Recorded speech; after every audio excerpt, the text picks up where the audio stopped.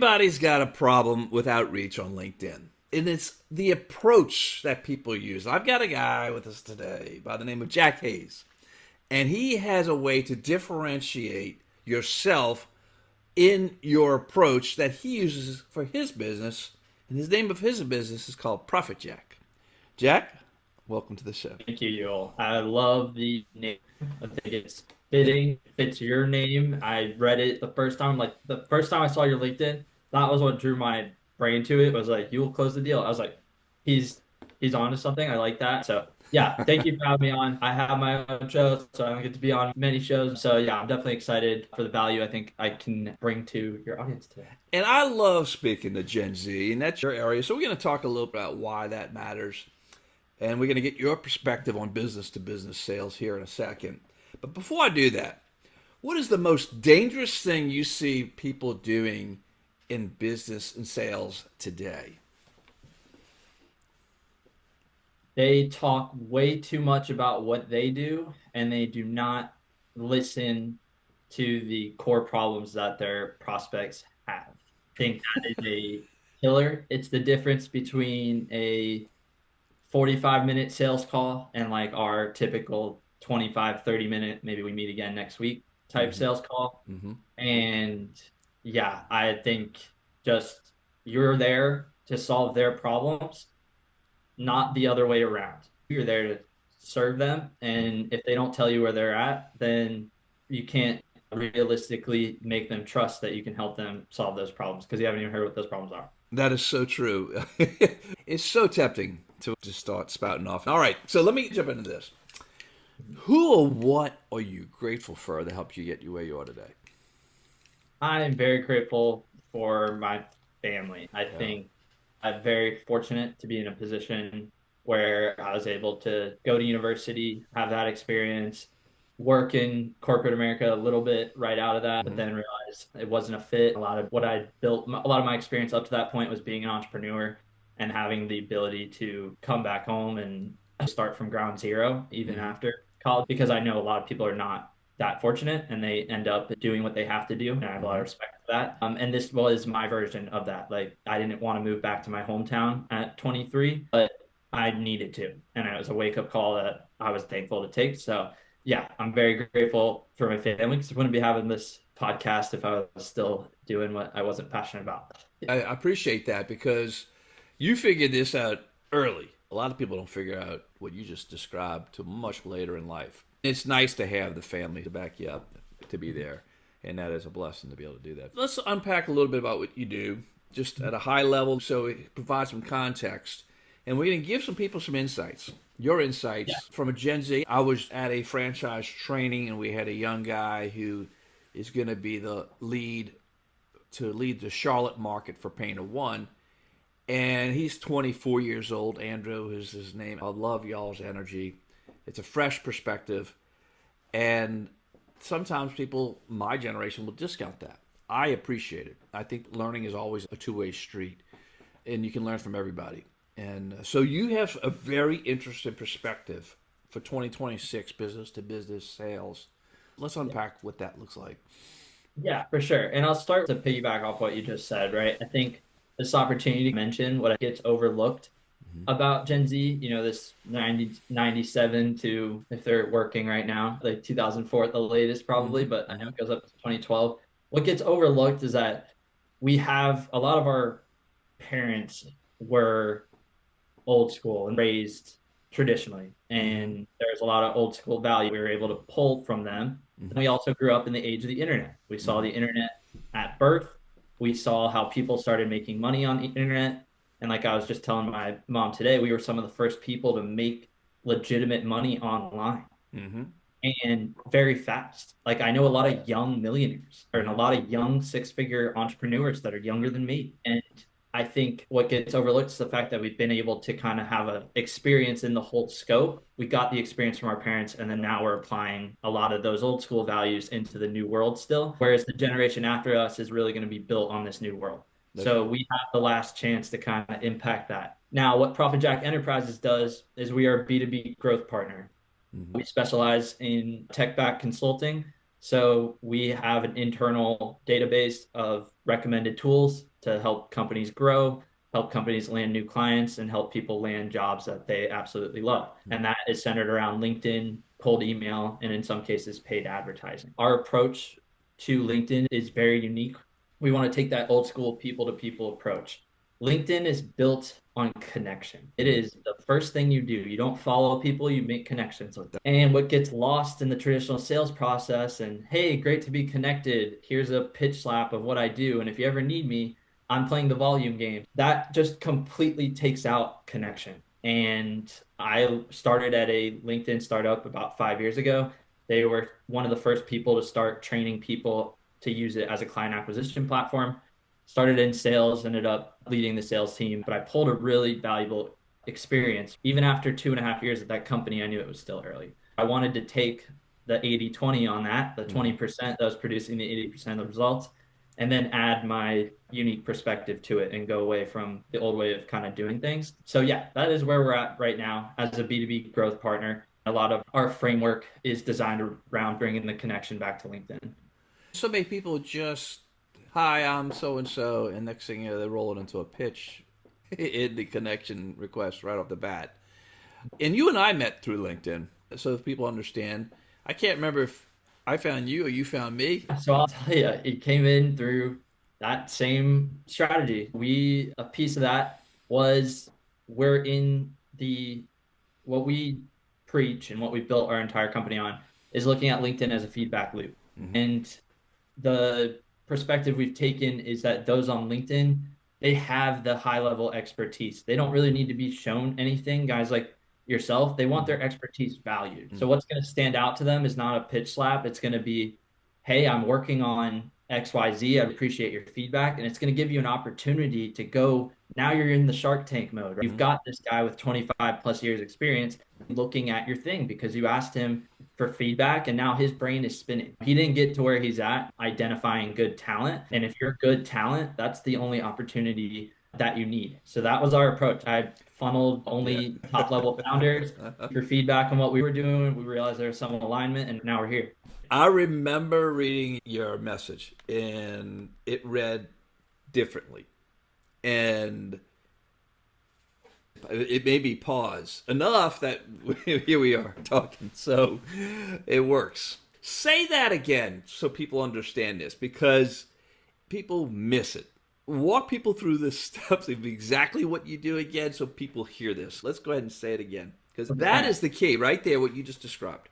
So when we approach LinkedIn, we want to approach it from valuing the prospect's expertise, not the fact that we can solve their problems. I think that's the simplest way to do it is when you come to growing on LinkedIn, whether you're making content, whether you're doing outreach, come from the perspective that you're the one looking for feedback, industry insights. That is what the platform is built for. So when you meet, that's a way to meet people where they're at on LinkedIn and start looking at it as a feedback loop and not so much the key to going to your first 100K a month or scaling from 100K a month to 1 million a month. A byproduct of the feedback that you're getting and the conversations that you're having and the podcasts that you're getting to go on is that 10x you're looking for. But to speed it up is where you want to take that data and apply it to your other marketing tools. But for the core focus of LinkedIn, yes, you're valuing somebody's expertise and you're looking for feedback, not so much you're there to solve other people's problems. I'm going to share with you in a second how I've done that myself, and it works. It works beautifully. It was a unique situation, and it opened the doors. But basically, you're asking for people's professional advice on what you're working on. And they're open to doing that because they see themselves as the expert, and you're the Gen Z guy coming in looking for some guidance. And the people wondering are probably like, oh, well, doesn't this just cause a bunch of virtual coffees? Well, no, your outreach is from that perspective, and you are taking that intentional approach. The way you're going to segue this into the frame you can look at it in is you got them to agree to see what you do, the problem you solve and who you solve it for, and some proof that you've done it. But you've gotten them to that point. And that is the goal when we're doing typical outreach and we are doing that pitch slap message. that's the only thing we're looking for anyway. So Yeah. those that are looking at this of like, oh, it's a waste of time. It's not a waste of time. It's just a different psychological frame in order to get people involved. And you are approaching it with less of the this person has to close type mindset. Right. Stepping into that call, reminding yourself, if I get feedback from this, it is a win. If they Yeah. close, it's a great win. But if they really like what I do and they tell somebody else, it's still a win. But if they don't get on that call, it's absolutely nothing. You wasted a lead, your cost per lead goes up. It's amazing. So I wanted to segue. Let me ask a couple questions. I think this is important. Is the next email, so the connection's made, is the Yep. next email automated or do you jump in personally at that stage? Because you've Yeah. made a different type of connection. Yeah. It's a you can have your cake and eat it too here situation. If you are actively running automation, then yes, the first step is to not message anybody that doesn't accept your connection request. Mm-hmm. Now, I always am very transparent about this. If you follow the same flow manually, you will see a lot of similar success. You won't see the speed, but you will see the same approach. So we never want, like you just mentioned, we did not want to message anybody that doesn't accept our connection request. Mm-hmm. So you send a connection request, you send an initial first message. This is going to broadly state the problem you solve, who you solve it for, and proof that you've done it. Our goal with LinkedIn, we have less time. There's 55% of the users are not active. Instead of, hey, great to be connected, how's your day going? We want to lead with what we actually care about. You don't know this person, they know you don't know them, but what you do care about is, hey, here's some problems I can solve, proof that I've done it, and now I'd love your feedback on if I'm onto something. I love And that. that becomes a no-brainer. I sent one more follow-up, and this is where people talk about running automation. I'm worried about my Mm-hmm. reputation. You're worried about your reputation because most agencies are going to send out 6 messages and 5 touch points, and they're just going to spam people and they're Yeah. playing the volume game. And that's just not the way to do it. You want to approach this like you're meeting somebody in person. You try to get Bingo. their attention, and Yeah. then you follow up a little bit more with a little more detail. So, hey, that first message didn't have much context. That might Mm-hmm. be what's going through the brain. So now Mm-hmm. you go into that second follow-up message, give a little more context, and a good frame is the how. So you kind of Mm-hmm. stated the what, and now you can think about the how. So how did you solve that problem? What's like a quantitative data point you could say? Mm-hmm. And then you can essentially just ask for feedback again, but this time you offer your time. Hey, happy to show you how this works Mm-hmm. versus I'd love your opinion on this. It's more, hey, I've already kind of reached out and now I'm treating this like a real human. Happy to show you is a little bit different there. I'll share what I did. You can critique what I did here, Yeah. and you tell me if it worked. Yeah. I'll say that off the front end. I represent a steak franchise called Doe's Eat Place, and they had one in Lafayette, Louisiana, 20 years ago. And people love Doe's. They got a following that spans the globe, literally from their Greenville location in Mississippi. Yeah. But they lost the owner in Lafayette, Louisiana, tragically passed away in a plane crash, and the family didn't want it, so the business went away 20 years ago. And they wanted to bring back that market. And we're still in communications with people in Lafayette. The way I used LinkedIn was I literally said, "Hi, I'm Ewell. I'm with Doe's, and we're looking for feedback to see if there's still a desire to bring Doe's back into Lafayette, Louisiana." And it worked. I'd say 70% of the people responded. I went into real conversations because I was digging and having real conversations. We did have a sequence of 3 steps just to not bug them because I didn't want to come across as that person. And the second was so well thought through, it still felt like a conversation, you know. But it worked. And it opened up a lot of conversations and people reaching out to me and making suggestions where we should put the location, etc. It works. Asking for people's feedback first was a shift. And I didn't think about it. We just kind of did that when you articulated it. Right. I find that happening to me a lot of times, and I tell people that's universal feedback that you're on the right path. It's like, oh, hey, like I was on to something, I just didn't know how to really explain it. That's interesting. All right. So that's the main thing I want to take away with you. Let's talk about what you do for a second. Then I'm going to close up with 3 quick questions. But talk about how you help people, and then we'll provide the call to action information at the end.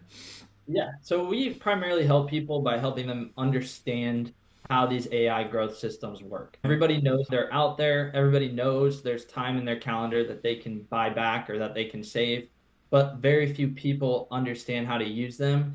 And they're smart to think, hey, I shouldn't start something I don't fully understand. Yeah. I get that, but it holds you back. So when we come in, we try to create something that is a cost-effective solution for high-level founders that have proven systems. We do work with startups, but startups that have investment backed or just proof of concept type of thing. But we love working with consultants and we love working with private equity and people that have shown a history of knowing they know how to do what they do.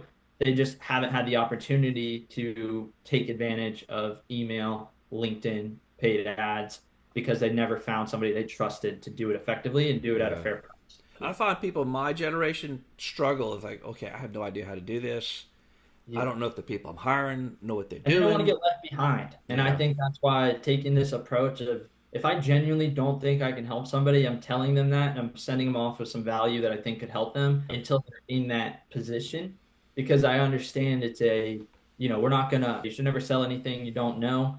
It's Hmm. like you should never really under invest in anything you don't fully understand. So if I'm doing a bad job at explaining it, then Yeah. that's on us as the business. It's not on the prospect for not wanting to move forward. Three quick questions. Your definition, what does it mean to close the deal? What does it mean to close the deal? For us, we're so proof oriented. Like if we can't see it, we don't believe it. So closing the deal means cash collected. Does not mean performance based. It means if you do a performance based close, it's not a closed deal until Uh-huh. they perform. Okay. So you're on that clock now. It's a 4 week close. It's not a 1 day, one call. You didn't make money in 60 minutes. You made money in 4 weeks. Gotcha. So yeah, Okay. closing the deal means cash collected. Cash. That's a great way to sum it up. That's even shorter than the words. Close the deal. Cash collected. I like that. All right. Where you close a big deal? Yeah. Where are you going to go celebrate that dinner or lunch or whatever? How do you do that? Mm, that's a good one. I went to school down South Florida, so we're definitely going to Miami. Probably celebrating on a boat dinner cruise in Oh, that's Miami. cool.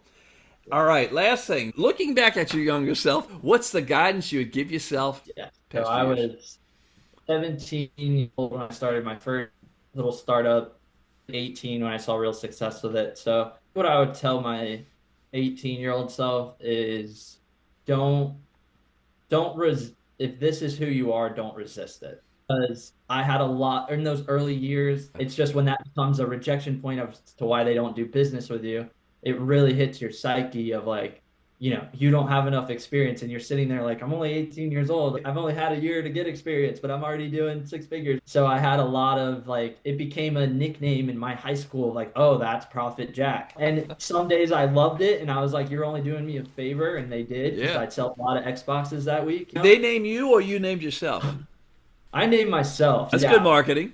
I thought of it in a mall parking lot. My first client, I was selling a old gaming system and he was 45 minutes late. He's like, "Do you do this for people? Like I need some stuff sold." And I was like, "Yeah, of course." He gave me Yeah. the business idea right there. So I just made a little business card. I ran out of other ones and I wrote him a different one with the wrong phone number because I just got a cell phone. But it gave me that light bulb moment of like, "Hey, you can make money on your own. Yeah. Go with it." So yeah, but I would have said tap it. It's okay being this guy early. I didn't Everyone's like, how have you already figured out what you're doing? I just was like, oh, maybe I haven't. Maybe I should try other things. And you get that shiny object Yeah. syndrome. Best way for people to find you. Best way for people to find me, LinkedIn, Jack Hayes. You can type Profit Jack on LinkedIn, send me a connection request. Say you found me through this podcast, and I'll find a way to take care of you in any way that I can. You can put in the connection message, even though I don't recommend it on automation. I would say, hey, Jack, I found you through Close the Deal. I would love to connect. You will not get pitch slapped, I assure you. I will just say, hey, thanks for watching the podcast, and we'll see what happens from there. Jack, I appreciate you being on the show. Thank you. All right, man. Take care. That is a wrap with Jack. I love his approach. When I refer to Doe's Eat Place, the franchise I was doing that for, I was able to laser target that restaurant had closed 20 years ago. So I was looking for people older who remember the restaurant. So I targeted everybody over 50 years old. The response was fantastic. So the approach of asking for feedback and asking for guidance is a genuine conversation, and people respond. We focused on that one thing in this episode, and sometimes it's that one takeaway that can make a huge difference. I've seen it, and I'm a recipient of his profit checks. outreach, and that's why the show even exists, because it works. Hopefully you find that helpful. I want to make sure I mention Your First Franchise Roadmap. That is my book. You can grab it at yourfirstfranchise.com. I'll send you a free copy of the book. And last but not least, we grow the show by asking for your help so we can bring in more great guests and continue to produce the show and bring value to people. Subscribe, hit the bell. And when you hear an episode, whether it's this one or another one, that you think's of value to others, please share it. Be intentional and make today a great day. Bye-bye.